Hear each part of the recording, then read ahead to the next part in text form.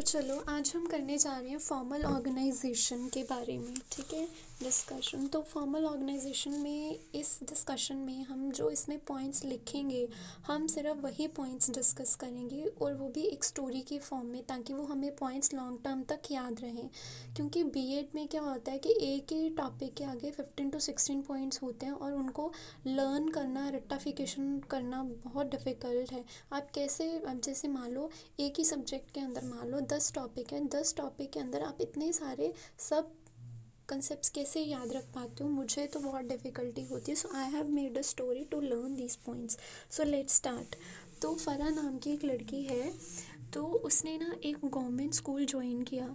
तो उसे, वो गवर्नमेंट स्कूल में पढ़ती है, तो उसे ऐसे तो उसे गवर्नमेंट का चाहे कोई भी सेक्टर ले लो, उसके रूल्स और उसकी पॉलिसीज़ उसको समझ में नहीं आती, मतलब उसको अच्छी ही नहीं लगती। गवर्नमेंट का चाहे कोई भी सेक्टर ले लो, चाहे लॉ हो, चाहे वो जॉब्स हो, एडमिशन्स हो या ट्रांसपोर्ट हो, वहाँ के फैसिलिटीज़, रिजर्वेशंस और प्रोविजंस जो भी मेन और वुमेन के लिए होते हैं, that are decided on the basis of their gender. So there are different reservation systems in law, jobs, admissions or transport. Reservations are made on the basis of the gender. There are the different provisions for men and women in the law too, and the facilities are also given to the men and women on the basis of their gender. और फ़रा जिस school में पढ़ती थी वो भी कुछ अलग ही था। अब देखो, स्कूल में हम किस लिए जाते हैं? हम स्कूल में कहाँ बैठते हैं? क्लासरूम्स में बैठते हैं। स्कूल में क्या पहन के जाते हैं? यूनिफॉर्म पहन के जाते हैं ना।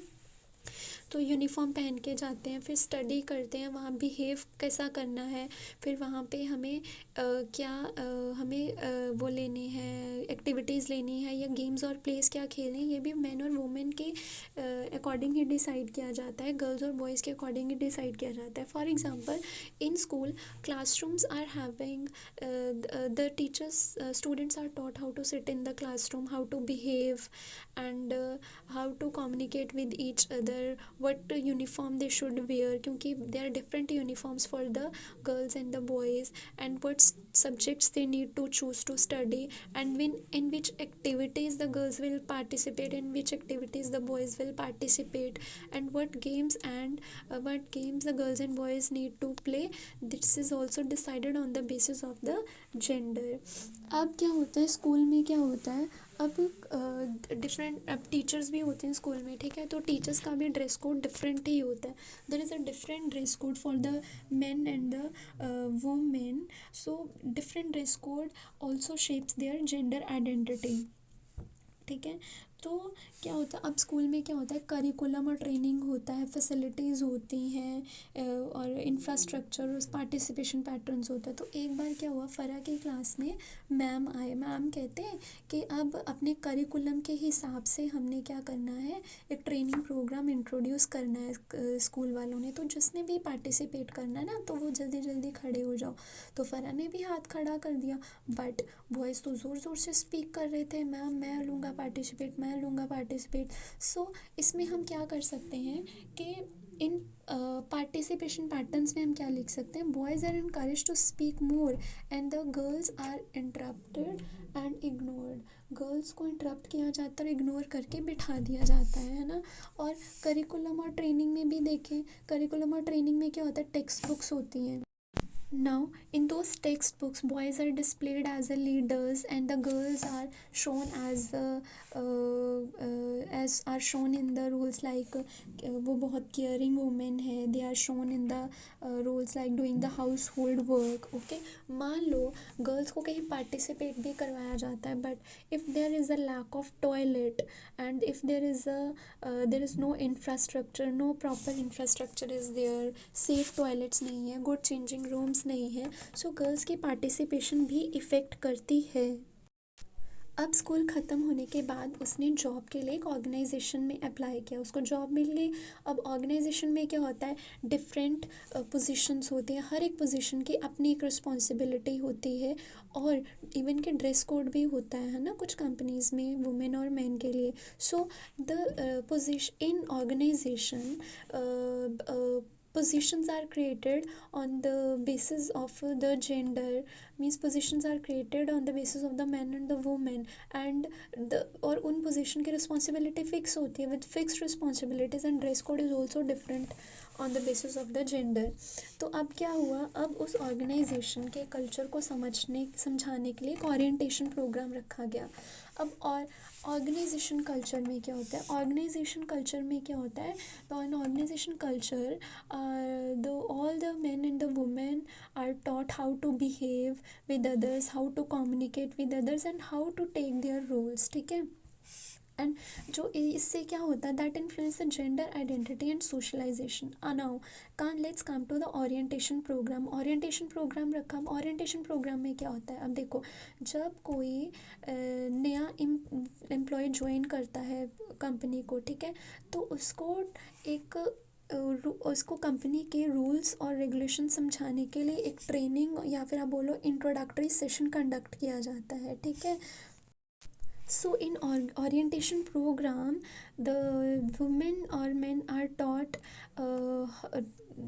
about their roles, the rules or regulations of the company and the culture of the organization. अब हर एक कंपनी की, हर एक ऑर्गेनाइजेशन के डिफरेंट रूल्स और पॉलिसीज़ होते हैं. नाउ एंड दिस, अगर फॉर्मल ऑर्गेनाइजेशन है तो रूल्स और पॉलिसीज़ भी रिटन फॉर्म में होंगे. So in formal organization all the rules and policies are in the written form, but they मतलब favour one gender only like men. अब rules तो बता दिए कि कौन क्या करेगा. Now on the basis of the rules task are given, but task are also given on the basis of the gender. Means men will do the field work and women will do the office work और the clerical work. अब जो task जैसे perform करेगा उसके हिसाब से promotions होंगी उनकी, उसके हिसाब से उनको नई जॉब ऑफ़र होगी, नई जॉब अपॉर्चुनिटीज़ मिलेंगी. तो इसमें भी क्या होता है, men are given the more chances for the promotions, और for you can say that के चैलेंजिंग टास्क जो होते हैं वो किसको दिए जाते हैं, मेन को, है ना. तो इससे क्या होता है, वुमेन फील वेरी डिसअपॉइंटेड और डिस्करेज्ड. तो वो उसका कॉन्फिडेंस क्या हो जाता है, लो हो जाता है. तो इससे अगर उसका कॉन्फिडेंस लो हो गया, उसको नई नई जॉब अपॉर्चुनिटीज़ कैसे मिलेंगी. So it also influence their career also. ठीक है. तो अब सोशल स्किल्स में क्या होता है, सोशल स्किल्स में ये सिखाया जाता है कि the women needs to stay polite and the man should be strong and take charge. Farah ने गवर्नमेंट स्कूल ज्वाइन किया, बट उस स्कूल के रूल्स और पॉलिसीज़ उसको समझ नहीं आते थे, मतलब उसको अच्छे ही नहीं लगते थे. चाहे आप कोई भी गवर्नमेंट सेक्टर ले लो, कोई भी गवर्नमेंट सेक्टर ले लो, चाहे वो आप लॉ ले लो, जॉब्स ले लो, एडमिशन ले लो या ट्रांसपोर्ट ले लो, वहाँ पे रिजर्वेशन फैसिलिटीज़ और प्रोविजंस डिफरेंट ही रहेंगे फॉर द मैन और women according to their gender. There the different provisions for man and women in the law too. Reservation systems are done in admissions, transport और jobs on the basis of their gender, and facilities are also given to the men or women on the basis of their gender identity. So अब जब फातिमा जो फ़रा थी वो कौन सी school में, government school में पढ़ती थी. उस गवर्नमेंट स्कूल का भी कुछ अलग ही सिस्टम था ना. तो उस स्कूल में जो क्लासरूम्स थे, क्लासरूम्स की अगर हम बात करें, उन क्लासरूम्स के अंदर the students are taught that how they should behave with one another, how they should communicate to each other, what kind of uniform they need to wear, how they need to study, है ना. तो study कैसे करनी है, what subjects they need to choose. कि girls को बोला जाता था कि आप आर्ट और ह्यूमैनिटीज़ चूज़ करो, बॉयज़ को बोला जाता आप साइंस और इंजीनियरिंग जैसे सब्जेक्ट्स चूज़ करो, है ना. तो फिर क्या था कि उनको एक्टिविटीज़ या गेम प्ले, कौन सी एक्टिविटी चूज़ करनी है, कौन सी गेम प्ले करनी है, ये भी जेंडर के बेसिस पर ही गर्ल्स और वो बॉयज़ को दी जाती थी. ठीक है. अब उस स्कूल के अंदर डिफरेंट स्कूल के अंदर बहुत सारे टीचर्स, अब टीचर्स का ड्रेस कोड भी अलग था. In formal organization men and women are given the different dress code that shape their gender identity. अब क्लासरूम, अब स्कूल के अंदर क्या होता है, करिकुलम और ट्रेनिंग होता है. ठीक है. और इंफ्रास्ट्रक्चर फैसिलिटीज़ होता है, पार्टिसिपेशन पैटर्न. अब फ़रा की क्लास में मैम कहते हैं हमारे करिकुलम के हिसाब से एक ट्रेनिंग प्रोग्राम ऑर्गेनाइज़ किया गया है. तो उस ट्रेनिंग में जिसने भी पार्टिसिपेट करना है वो हाथ खड़े करो। बट अब बच्चे बॉयज़ ज़ोर ज़ोर से स्पीक करने लग गए, मैम हमने पार्टिसिपेट करना, हमने पार्टिसिपेट करना। So boys are encourage to speak more in the formal organizations rather than the girls, but girls are interrupted and ignored, है ना। तो इससे क्या होता है, अब ऐसे देखो, अगर हम करिकुलम या ट्रेनिंग की बात करें, इसमें हम टेक्स्ट बुक्स की बात करते हैं, ठीक है। In text books also we see the boy as a leaders और in scientist roles, और but girls are shown as caregivers या फिर doing the household work, है ना। अगर मान लो गर्ल्स पार्टिसिपेट भी करती हैं तो ज़्यादा उनकी पार्टिसिपेशन को क्या इफ़ेक्ट करता है, फैसिलिटीज़ और infrastructure. Due to the lack of the safe toilets और the poor changing rooms, the participation of the girls is affected, है ना। तो फिर अब स्कूल से निकलने के बाद उसने जॉब के लिए सोचा और उसने एक ऑर्गेनाइजेशन को ज्वाइन किया। अब ऑर्गेनाइजेशन में क्या होता है, डिफरेंट पोजीशंस होती हैं और उनकी हर एक पोजीशन की अपनी रिस्पॉन्सिबिलिटी होती है, और हर एक मैन और वुमेन के लिए डिफरेंट ड्रेस कोड होता है। So how to write this point, that in formal organization there are the different positions are created on the basis of the gender of men and women, and with fixed responsibilities, and the dress code is also decided on the basis of the gender, that a different dress code for the girls और boys और man और women, ठीक है। अब उस orientation programme उस organisation के culture को समझाने के लिए, उस ऑर्गेनाइजेशन के अंदर काम कैसे करना उसको समझाने के लिए, उसके ऑर्गेनाइजेशन के कल्चर को समझाने के लिए एक ओरिएंटेशन प्रोग्राम रखा गया।